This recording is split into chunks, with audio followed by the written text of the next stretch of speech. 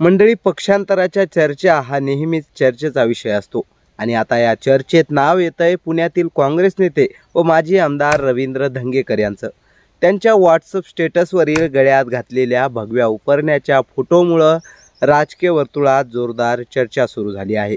शिवाय शिवसेनेचे मंत्री उदय सामंत यांनी त्यांच्या मुलाच्या वाढदिवसाला हजेरी लावत फोटो सोशल मीडियावर शेअर केले। आता हे भगव्या उपरण्याचे फोटो आणि शिंदे शिवसेना व रवींद्र धंगेकर यांची वाढलेली जवळीक यामुळे चर्चेंना उधाण आलंय। त्यावरती माजी आमदार रवींद्र धंगेकरांनी स्पष्टीकरण दिलं। नेमकं धंगेकरांनी काय स्पष्टीकरण दिलंय आणि ते खरंच शिवसेना शिंदे गटात प्रवेश करणार का, पाहूयात आजच्या व्हिडिओमधून। नमस्कार, मी आकाश पाटील आणि आपण पाहतात आधुनिक केसरी। मंडळी, माजी आमदार रवींद्र धंगेकर हे काँग्रेसचे ज्येष्ठ नेते आहेत। त्यांनी नुकताच त्यांच्या व्हॉट्सअप स्टेटसवर भगवा उपरणा असलेला फोटो ठेवला। त्यामुळे राज्याच्या राजकीय वर्तुळात उलटसुलट चर्चा सुरू झाल्या। अनेकांना वाटलं की धंगेकर आता शिंदे गटात प्रवेश करण्याच्या तयारीत आहेत। याच दरम्यान शिवसेनेचे मंत्री आणि नेते उदय सामंत यांनी रवींद्र धंगेकर यांच्या मुलाच्या वाढदिवसाला हजेरी लावली। केवळ एवढंच नाही तर त्यांनी त्या कार्यक्रमाचे फोटो सोशल मीडियावर पोस्ट केले। त्यामुळे चर्चांना आणखी जोर चढला। धंगेकर आणि शिंदे गट यांच्यातील जवळीक वाढत असल्याचा अंदाज अनेकांनी लावला। मात्र या चर्चांवर स्वतः रवींद्र धंगेकरांनी स्पष्टीकरण दिले। त्यांनी सांगितलं की शिवजयंतीच्या वेळी काढलेला एक फोटो मला चांगला वाटला म्हणून तो मी माझ्या व्हॉट्सअप स्टेटसवर ठेवला। त्याचा कुठलाही राजकीय संदर्भ नाही। भगवा गळ्यात घालणं गैर आहे का? हिंदू म्हणून भगव्याचा अभिमान बाळगणं चुकीचं नाही। त्यांनी याही पुढे जाऊन स्पष्ट केलं की माझे मित्र सर्वच पक्षात आहेत। राजकारणाच्या पलीकडेही काही संबंध असतात, त्यामुळे मी कोणालाही भेटू शकतो। याचा अर्थ की मी पक्ष बदलतोय असा होत नाही। आता यावर उदय सामंतांनी काय प्रतिक्रिया दिली तर धंगेकर यांच्या स्टेटसबद्दल प्रतिक्रिया देताना शिवसेनेचे नेते आणि उद्योग मंत्री उदय सामंत म्हणाले की जर रवींद्र धंगेकर भविष्यात भगवा शेला घालून धनुष्यबाण हाती घेत असतील तर ती आमच्यासाठी आनंदाची गोष्ट असेल। त्यांच्या या विधानामुळे चर्चेंना आणखी जोर चढला।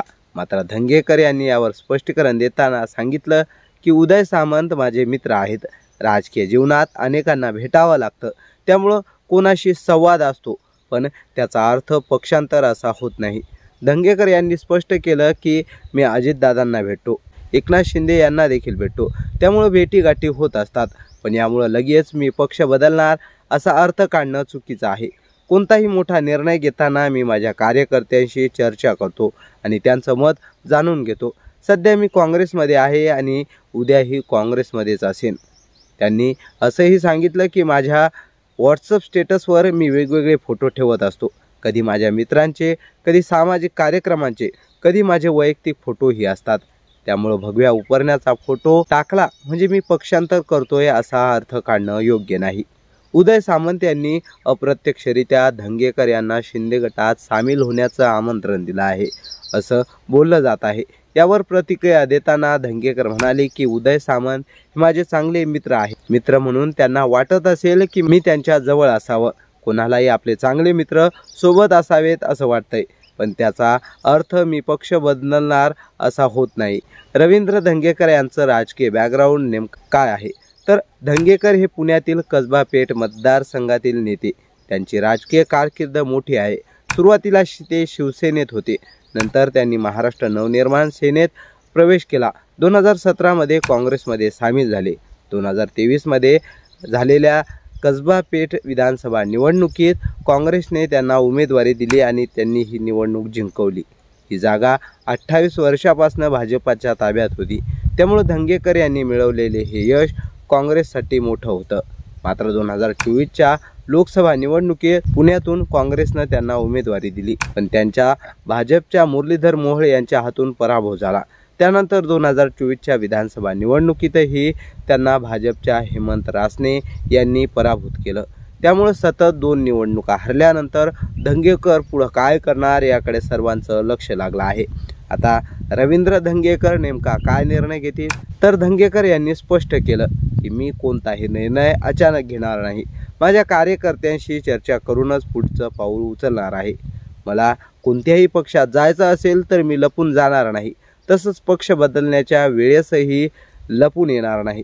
त्यांनी असंही सांगितलं की सध्या सोशल मीडियावर सुरू असलेल्या चर्चांबद्दल कार्यकर्त्यांचे मत जाणून घेणं गरजेचं आहे. त्यामुळे मी त्यांच्याशी चर्चा करेन आणि नंतरच पुढचा निर्णय घेईन. महाराष्ट्रात सध्या मोठ्या राजकीय उलथापालथी सुरू आहेत. आगामी निवडणुकीच्या पार्श्वभूमीवर अनेक नेते नवी रणनीती आखताना दिसत आहेत. भाजप, काँग्रेस, राष्ट्रवादी आणि शिवसेना या प्रमुख पक्षात मोठ्या हालचाली सुरू आहेत. त्यामुळं धंगेकरांचा पुढचा निर्णय काँग्रेससाठी आणि शिंदे गटासाठीही महत्त्वाचा ठरणार आहे. सध्या चर्चांमध्ये असलेल्या रवींद्र धंगेकर यांनी स्पष्ट केलं आहे की ते पक्षांतर करणार नाहीत आणि अजून तरी काँग्रेसमध्येच आहेत. मात्र कार्यकर्त्यांशी चर्चा करून ते पुढचा निर्णय घेणार असल्याचं त्यांनी सांगितलं. त्यामुळे येत्या काही दिवसात त्यांचा नेमका काय निर्णय असेल याकडे संपूर्ण राज्याचं लक्ष लागून राहील. तुम्हाला काय वाटतं? ते काँग्रेस सोडून शिंदेंच्या शिवसेनेत प्रवेश करतील का, की येणाऱ्या निवडणुकांमध्ये काँग्रेसच्या पाठीशी खंबीरपणे उभे राहतील? तुम्हाला काय वाटतं? तुमचं मत नक्की सांगा. आणि हो, अशाच अपडेट्ससाठी आधुनिक केसरी चॅनलला सबस्क्राईब करायला विसरू नका. धन्यवाद.